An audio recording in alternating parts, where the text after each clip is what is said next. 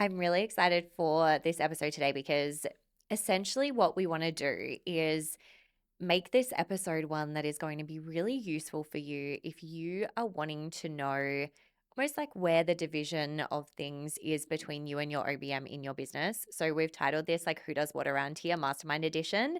We're going to talk about your two roles. We're going to give this is like a very Virgo setup episode. I love it. It's so good. We're going to do two different contexts. We're going to talk about who does what around here in the context of setting up a new sales funnel. Mm-hmm. And then we're going to talk about who does what around here in the way that we navigate the relationship as being co-coaches inside our mastermind. So, for anyone who's listening to this who is a new listener, you've just come across this podcast, you don't know us as well. Context of this is that Niv has been online business manager inside the business for about 7 years. Yeah. And you're also co-coach inside the mastermind for how many years? I don't even know at this 4, point. 3? 4? Yeah, something like 3 or that. 4. 3 or 4. should We'll check go with that.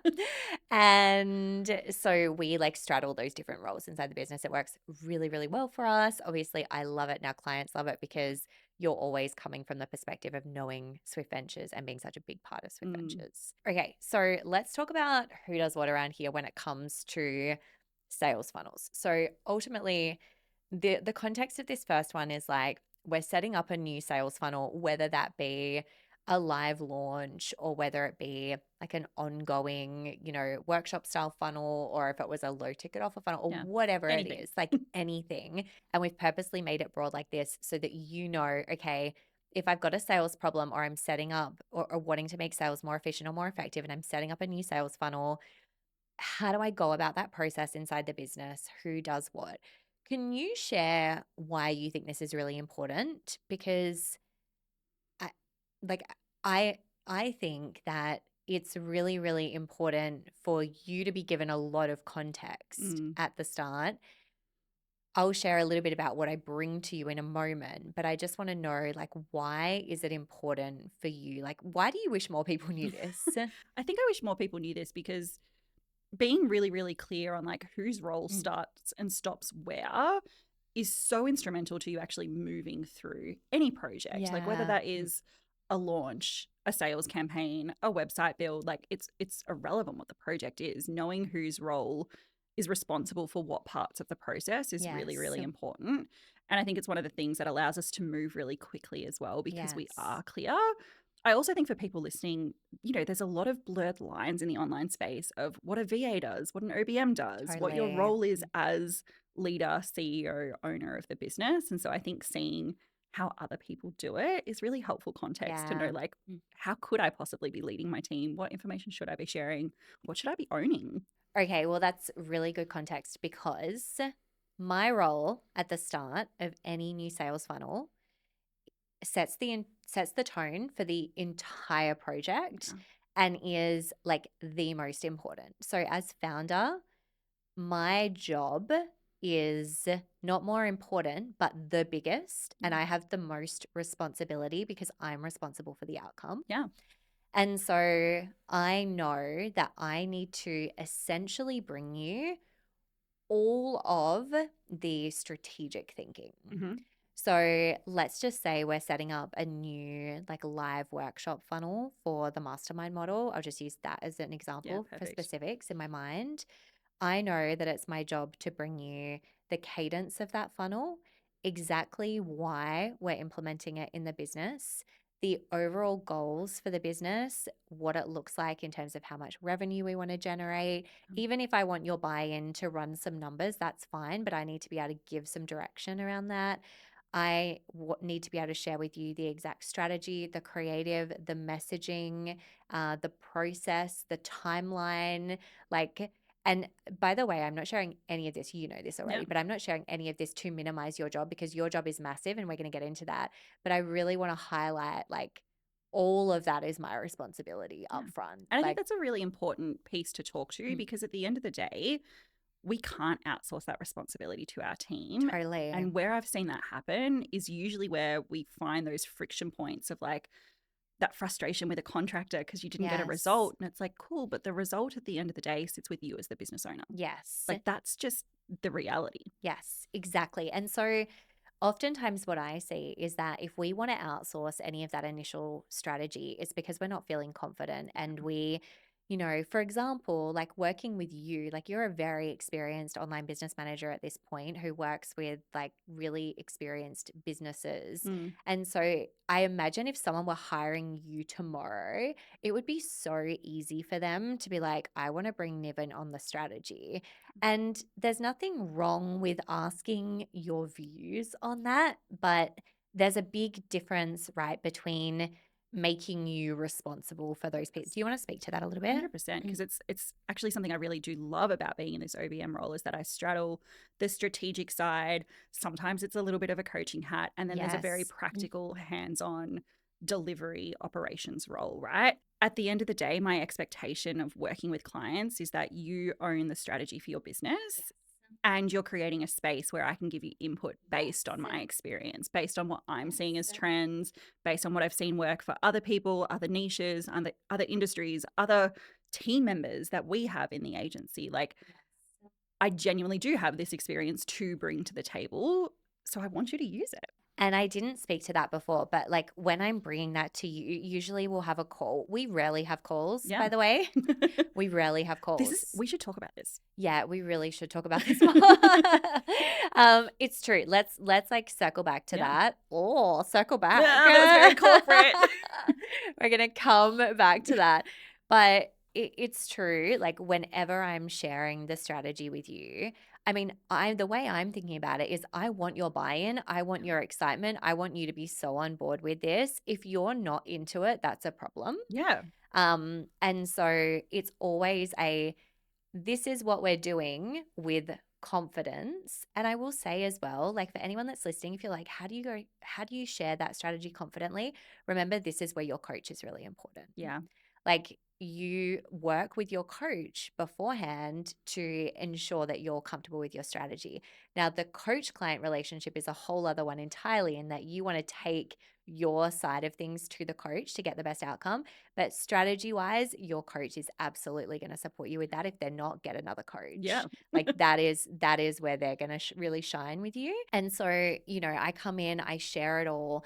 And can you like actually tell me what you hear? Because I know I do some version of like, tell me your thoughts on this, but I'd Yeah. love to hear like what you love, like about how maybe I do that so that it's useful. Perfect. If I think really practically about what this looks like, usually as you're sort of in the very early stages of planning a funnel, a campaign, whatever it might be, there's usually a voice note that you'll send me with like, Yes. this is what I'm thinking. How does this feel? How does this sound? Is there Yes. anything I need to know? And often that's very high level in terms of, are there dates blocking us? Yes. Are there things I need to know? Am I hitting the mark here? Or am I Yeah. missing something really obvious? So that'll be the first thing. And Yes. So I'm asking it as like sorry, I totally Yeah, cut no, you you're off there. fine. I'm like, want to build on that because it's so good. It's very much a like, this is what I'm thinking. I want to bring you in early. I don't have all the answers yet. Oftentimes Yes. you actually come back to me and you ask me questions and I'm like, I don't know. I don't know. I don't Yeah. know. And that's not wrong. And I just don't want to confuse anyone here where it's like they have to know everything. Like that is not it. Yeah. It's more that you want to be able to confidently articulate that strategy and 100%. then be able to say, I don't know, I don't know, I don't know. I saw Amy Porterfield post a reel the other day where she was like, I said, I don't know about 10 times to my mastermind room the other day. And it was like the most freeing thing for everyone. Yeah. So remember, you don't have to know everything, but it's your job to find out. Correct. And I think that's so often where the conversation goes is like, oh, I'm not sure yet. Let me take this back to my coach and I'm going to come back Totally. clearer. Let me sit with this for a little bit longer and I'm going to come back clearer. So it's usually some version of that. And then from there, you create really great Google Docs when we're heading into a Thank launch. you. When we're heading into any sort of campaign, funnel, How my brain thinks. project, right? Strategy is my thing. Correct. You create these really great docs. You'll usually send it to me and you're like, let's get on a call to talk through it together. Yes. Yes. And it's probably worth noting, like my last corporate job before I started my business was literally head of strategy. Yeah. So that is like my strength. You are a master strategist. Thank you. That's really kind. But again, the reason I share this is because I don't want anyone listening being like, oh, that is really hard for me. It's like, that's okay. That's where work with your coach Yeah. or like get the outline to where you need it. And then if you've got a good OBM, they'll ask questions and that will help you flesh it out. But the whole thing here is like, don't outsource the strategy to your team can't take on that responsibility. It's your job to work it out. 100%. You're not coming to me going, what format should this take? What's the messaging for this live workshop we're doing? You're coming in very clear on, this is exactly how we're going to sell this offer. Yes. And then it's my job to reverse engineer the steps to make it happen. Yes. And I would say that when I look at our clients and the reason our clients are so successful, it's because of this. Yeah. Every single day, they're really clear on, what am I taking to my coach? How am I? And, we're in a time where in the online space, you've got to be dynamic. You'll be moving things around, mid-launch process, mid-funnel, like that is happening constantly. Yeah. And I think about our clients, like I've just got Tori in my mind at the moment, and I think about the way she brings in questions and then the way she's taking that to her team. It's like, that is what creates that success. So being able to really be nimble and know that ultimately you are the one who's like, okay, I'm over here working out how we're going to change things strategically, and then I'm going to go in and brief my team. Yeah. So that we've talked a lot about that initial part. It's the part that kind of ends up taking less time, but really is almost like the most important thing because it sets the scene. Yeah. Then I hand that to you. And what do you do? Because I know it's a lot. And like, you're like, things happen. And that's where I honestly am just like, over to Go you. Over to you. Like, tell us what you do. I love this. So usually on that call, we'll go through that together and I'll be like, questions, unknowns, like what else do I need to run forward with this? Then the first thing we always look into is like, what's the timeline we need, particularly if we have like other contractors, team members that we need to bring in. So when they're the key dates that we're always thinking about, because we don't want to be in a place where we're being super reactive, like very last minute. We need this tomorrow because we forgot to bring you into the process earlier. Like that's our worst case scenario, right? So we plan based on that. And then I take all of that information, the strategy, the timeline, all of that, and turn it into our project plan in Asana and start literally assigning tasks to you, to myself, to Tammy as our VA, to our design team, to our ads manager. Like these are all the pieces of the puzzle. Here's who needs what by when. Now I say that we're not starting from scratch every time. We have some really great templates. We've been doing this for a long time now. Right. We can rinse and repeat a lot of things. I can literally just duplicate a project and 90% of it is there. We give these templates to our clients. Yeah. And then we're just finessing the things that are different or unique this time. And then usually I'm going back to you with like, okay, well, this is what I need from you and when. And then I just move tasks around based on my schedule if I need to. Yeah. So really like that, once I always exhale once we've done that part, because I just feel like we're in it and we know, and a lot of the decision making's done, because that's the really time consuming bit for me, is a lot of the decision making process around why we're doing what to get the best result. And then it's just a case of us getting in there and doing the tasks. Right. And so we know in terms of like who does what role, we're clear on our role definition, and ultimately like if there's any ambiguity in terms of who does what inside of the rollout of those projects, that's a sign that you need to get some clarity around your roles. Like I know that I'm basically doing all the creative. I'm responsible for all the messaging, the copy, all of that. And that's my role within the business. A lot of that I can outsource. There's seasons where I do outsource components of that. For the most part, I take it, I love it. And you are responsible for more like contractor relationships, timelines, process, all the tech things, like everything speaking to each other, keeping that baby on the train. Yeah, absolutely. And I think that's where it is really important, because not every relationship is going to look exactly the same. You might have a copywriter on your team, and therefore you're not doing the creative as much.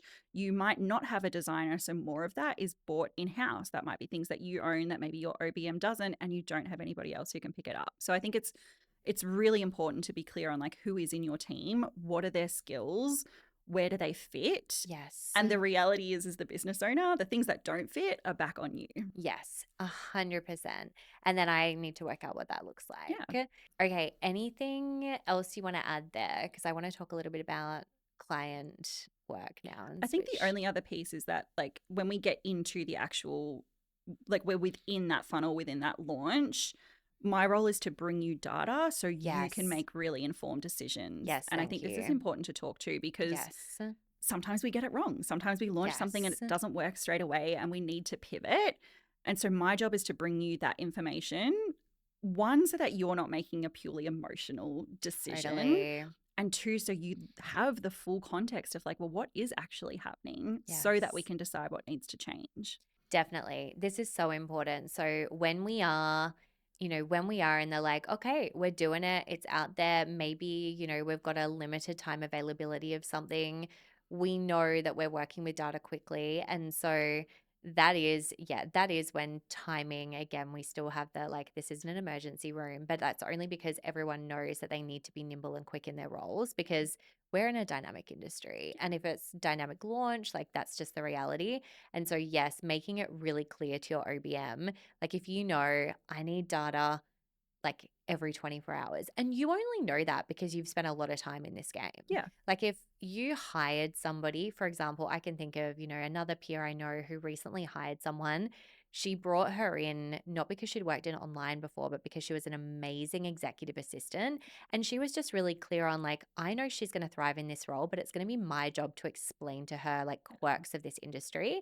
And so she was like, when we're in like a card open period, this is the timeline of when I need stuff from you. And I think And there's an urgency here. Yeah, there's an urgency, but it's not urgent because it's planned for. Exactly right. And it's also like that clarity of, hey, Niv, we're going to run a masterclass on this date. Can you make like, are you available at the same time so you can be on live with me? Like, we're so explicit about what we need from each other throughout the process. The one that we're about to run, I literally had that as a midnight thought the other day that I haven't asked you that question yet. But I think benefits of working together long enough, you would just tell me. It's in my calendar. Yes, great. But like it's true. Like that is my job. And if I was like, shit, I haven't asked you that, and you were like, I'm actually not, I'd be like, that's on me. And this is where boundaries come into it. From my side as a contractor, it can be so easy to fall into a like, yes, no matter what, like I'll make it work. And I see a lot of contractors do this, and it's where they get into this place of being really burnt out. I get to hold my boundaries of like, well, actually, I already have something on and you didn't ask this early enough, so I can't make this work. Now, we're at a stage where we're like, if the date doesn't work for both of us, we'll shift the date. Exactly. That's right. fine. But it's really important that you're communicating those things rather than just assuming that your team know exactly what you want. Totally. Okay, so love that. Feel like we've wrapped up sales funnel process. This second one that we're going to talk through is a lot shorter, but I just wanted to touch on it. We're going to jump for a second to your role as co-coach inside the Scalable Freedom Mastermind. So can you tell us like, or we can riff on this together, obviously, because it's like two-way, but just want to share a little bit about our process of how we support our clients, because we have it fed back to us and it's actually asked as a question so often from our clients. Like, how do you both just seem to know everything about us at any one time? Like, what's our system around that? We have lots of systems around that. We have lots of things that work together. I think firstly is like being really clear on what your expectations of a co-coach are, because yes, it's very easy to be like, I want you to come in on a Wednesday and I want you to run these types of calls and I want you to do these things in Slack or Circle or wherever your community is. But if that's the only expectation you set, that person's then not keeping an eye on the other 6 days of the week of what's happening. To be really clear, I am paying you in that role so that you're in touching it to some extent almost every day, except like one pretty in a week, much. right? Correct. Yeah. And then like that's the expectation, is that the conversations I'm not directly a part of, let's say in our Slack channel, I'm still reading those so that we've got the full context. And I know you're the same with the conversations I'm having with clients. Like we are literally looking at everything. So that is the one, is setting the expectations. In terms of practically what that looks like, we have a master doc. We love our master doc. Yeah, it's so basic. It's so basic. I feel like everybody wants this template, and I'm like, it's a table inside a Google Doc, and I wouldn't even make it any fancier. I was having this conversation with another client recently because she's like, we've got this whole Airtable set up and I'm supposed to put client notes, but it's so clunky. I'm like, it's clunky, so you're not going to use it. So can we make it easier? Here's a Google Doc. You actually literally asked me, you were like, hey, would you mind if like, this other client that I work with, like, is it okay with you if I share this? Knowing full well that it would have been so fine if I didn't. And this is like good boundary if you're listening to this as well. Like, I just trust you so much with that. Like I was like, thank you so much for asking me. Totally happy for you to share that. Like that's our vibe. Also, always. like we really like, yes, it's a template. It's something we share with our clients. Also, like, also, it's can we share something a bit better? Like, can we share something? Table. Like, this is how complicated it is sometimes. And I think we so often feel like our systems, our tech has to be fancy in order for it to be like legit. Yes. And so we overcomplicate things. This is the simplest table in the world. It's so simple. Inside a Google Doc. Yeah, we share it with our mastermind model clients, and I think they're probably often really underwhelmed. Right? But Yeah. like, use it because it works. Totally. And then we riff back and forth in Slack a lot, right? Yeah. So we have a separate space. And I think this is important if you've got any team member who is wearing multiple hats. Yes. We have a separate Slack channel specifically for client conversations. Yes. And that's coaching conversations. So that is also separate to conversations around onboarding, offboarding, re-signs. Yes. That happens elsewhere as well. So we have a coaching channel where we bring ideas, we chat during the day before we go back to clients of like, hey, what are your thoughts on this? Here's how I would respond. Can I get your insights? Can you jump into this conversation? I think you'd be better placed to answer it than me. Like, we're having those conversations a lot. We're briefing and debriefing before and after calls. So there's so much comms going on. And I don't say that for it to be like an overwhelming thing because it's not. It's not. And if anyone's listening to this, like, how do you get deep work done? It's like, I'm in Slack like 30 minutes of the day. Yeah. We're really specific about it. Yeah. And we're not like, hey, are you there with me right now? Like, it's very rare that we're actually, like, if we're ever in there together, our risk is that we start chatting and then we're like, bye. See you later. Yeah, like, got things to do. Like, I know there's a task in Asana for you and it's literally labeled as a 5-minute task to brief me ahead of any one-to-ones I have during the week. Yes. And for me, like, on the flip side of those, I have those one-to-ones. Part of my process in that hour that I've got for those one-to-ones is for our mastermind, it's a 50-minute call. That final 10 minutes is me updating our notes doc and sending you usually somewhere in the vicinity of a 1 to 2 minute Slack message of like, this is what we talked about. Yes. These are the next steps for this client. This is where we're going from here.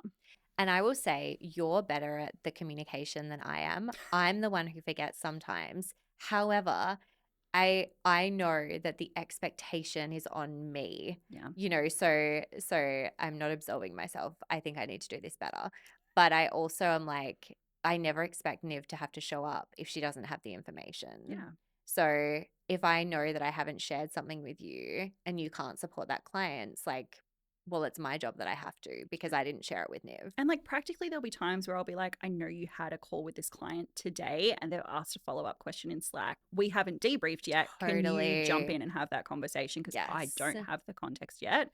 And that's totally fine. Yes. I think it's worth adding here because this is a question that comes up all the time, especially inside the mastermind model, is like, what happens if you... I get it. It's like, what happens if your coach goes in and coaches in a way that you would never? Yeah. What happens? What happens? I love this question because, I mean, one, we're so aligned like 99.9% of the time. And still there'll be moments. And like, I know from my side, there'll be moments of like, oh, have I said the right thing, etc. Usually I'll catch that before I say something. Usually I'll be like, hey, before I say this. But then we have live calls and stuff comes up on live coaching calls that you can't plan for. So part of that debrief back to you, you'll sometimes be like, oh, actually, can I build on this? Can I can you jump in and add some additional context? I think it would be helpful. It's never a conversation of, oh my God, Niv, you fucked up. I would never tell them that. How is that going to make you feel if I ever said that to you? I'd be second guessing everything I say. And like, it's already... Wearing a hat as a co-coach, like it's so different to my role as OBM because I am representing you. Yeah. I am joining you in a space that people have paid you for your support and you're delegating a part of that over to me. So I do take it very seriously. And I think your co-coaches should take it very seriously. And if they're not, there's a problem, right? Yep. Like there are times where I'm like, oh my gosh, I need like, am I doing this right? Am I doing this well enough? And so often I'll feed that back to you because I think that's how we get better. I always sense it. Yeah, you know. Yeah. It's really funny. Like there's been days intuitively where you're like, I feel like you needed this feedback from a client today. Yeah. And again, that's just the relationship and like the longevity of the relationship. But it's my job to make you know that you're doing such a great job. And if there is ever feedback, it's always like hey, great job on this, like, oh shit, sandwich you know, in like the most appropriate way. We all know that that's what we're doing. It's we all want it. Like, of course. But it's very rare. And I would add, the only other thing I'd add to that, because I think you explained that so well, is every now and again we'll disagree on things, and it's a teaching moment for everyone that is okay, and there's not one right way. Yeah. So, let's just say, like, I actually can't think of an example right now, but I know that there have been times where maybe like a client on a call goes, Niv told me I should do this. And I'm like, in my head, maybe I'm like, oh, I do it differently. And I really want to share this different approach. I might say something like, this is one of those times where like there's a couple of ways that you could do this right now. Love Niv's option, and or you could also do this. Yeah. And it's that, ultimately we're always sharing and communicating with clients so they can make the best decision for them, because that's what a good CEO needs to do, or a good founder, whatever role you're in inside your business. And so I think it's just a really good reminder too that there will be differences of opinion sometimes, and you've got to really just pare back that control Yeah. when you're, lead coach. Well, at the end of the day, like, you're not paying me to be Ellie 2.0. 100%. And that is not what we need inside the business. The point of bringing in that coach is to bring in someone who has strengths in areas you don't. Like, you say things and share things where I'm just like, amazing. That is your strength. Like, you do so many things better than I do. And I love that. Yeah. That's exactly what you want. And like, drop your ego. 100%. And I think the other important thing there is like, we're never having these conversations in front of clients. We're never going, well, Niv's wrong, you should do this instead. Never. Like you said, we might suggest an alternative, we might add another perspective, but we're never going to be like, oh, actually, everything Niv said in that message was wrong. Totally. Don't do that. Like, we're never going to do that to each other, because at the end of the day, like, that would not only just be so bad for our relationship, it would erode trust on the front end. Exactly what I was going to say. Yeah, sorry, just wanted to get it first. It's so true. It's like, I've said this so many times publicly, and I can't say it enough. Like, it's my job to give my clients the opportunity to trust you as my co-coach. So they come in because they trust me, as you said, and then it is my job to really enable the trust in you.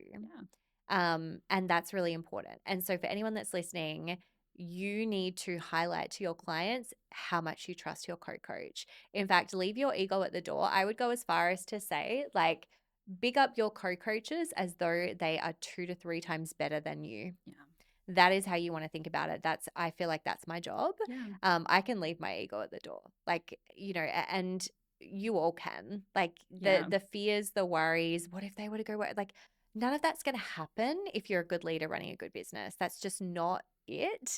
And if it was, there would be like a learning opportunity there. Like, that is not it with the right hires. It's also how, like, we are not in a position where clients wait for you. Yes. And I see this a lot in other spaces where clients cotton on to the schedule of co-coaches. They cotton on to who answers what questions or what days of the week, and they start to wait. They wait for that specific call. They wait for that specific lead coach. That sounds so hard for everyone involved. Right. And it defeats the purpose of bringing support into your business. Like, I think about it, we have an unofficial schedule of how we handle Slack on what days of the week. We'll never tell you all. We'll never tell you, although I'm pretty sure all our clients know exactly what it is. Really? Yeah, I think they do. I think they know. That's so interesting. I think they know. I like roughly to mix things up though. I Like, know. Just on random days, just appear. Like, and as it should be to a certain totally. extent. I mean, I'm always there. Exactly. That's the point. But like, if it was, imagine like everyone just holding their questions for a specific day when you're in Slack. Like, what's the point? Totally. And that happens because you've taught them to trust me and my decisions and my opinions and my coaching style. Yes. And like, if they want overall strategy, we've got a very specific process we introduced this year around the weekly reviews by me, which I love, by the way. It's so good. So yeah, it works so well. Okay. Anything you want to add to that? I don't think so. I think we've covered it. I think so too. I really loved this as being like more of that practical episode. I'm really hoping that everyone feels like they've got that, they can take from this, okay, I know exactly what it looks like to delineate my roles, both obviously with OBM and also with co-coach. So good. So good.